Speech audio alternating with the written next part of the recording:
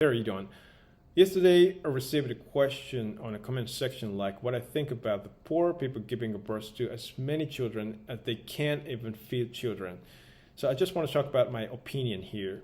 So from the macro perspective, increase in birth rate, which we can often see in developing countries, has a trait to draw gradual decline curve in accordance with progressive economic growth. When I see the transition of population dynamics of advanced countries like the members of G7 from the past to the present. So there are surely certain correlation between increase in population and countries' development. There are so many factors behind it on this tendency, but I will leave at this topic this time because I may get off the track.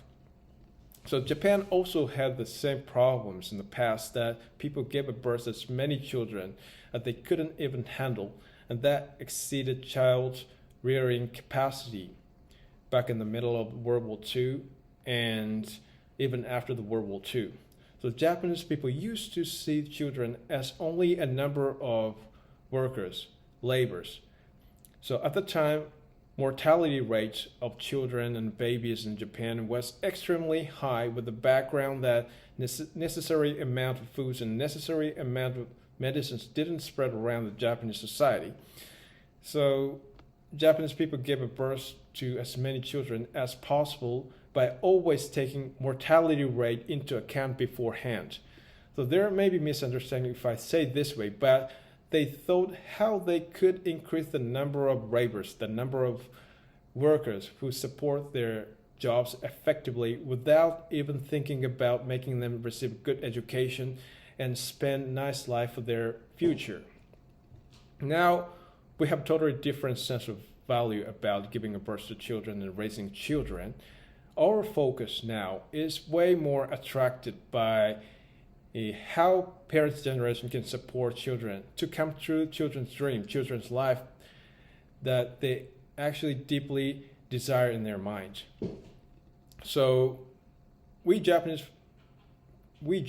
feel worthy of increasing the value of children's life now. But this is the way of thinking that was brought by the fortune and economic growth in Japan. So I think this tendency can be seen in other advanced countries as well to some extent. So I'm not really sure what kind of sense of value the people have who give birth as many children as is even difficult for them to take care of aimlessly at this period of time in the country that has high birth rate in the world. But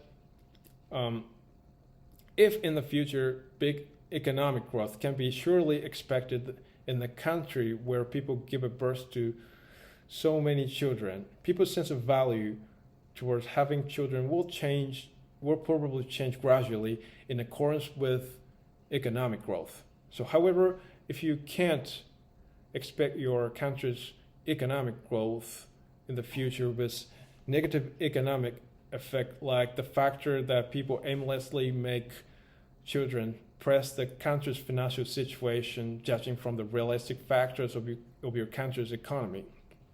The government of your country should probably move to suppress increase in birth rate in some way, like China did before. China forcibly conducted the project of one-child policy before, that parents were allowed to make only one child, one baby in one household. But in exchange for this forcible situation, forcible policy, forcible abortion and forcible sterilization surgery has been rampant around this country since 1980s. And there was also a case that so many children who weren't added in a family registration in a municipality, which means apparently these children were not considered to be counted as one citizen in a Chinese society. So now China's birth rate has been settled in 1.7, which is as much as that in America superficially. But as long as I witness China's overwhelming economic growth, I have to wonder this phenomena may have partially something to do with the ghost population, assuming that the population is one big factor that indicates national power. So one thing I want you to remember is that any advanced countries in the world went through the process that the government encouraged people to make many children in ignorance of victims in the past.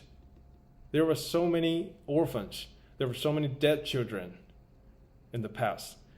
How many churches do you think there are in the world that fed lost children with no family and relatives in the past historically?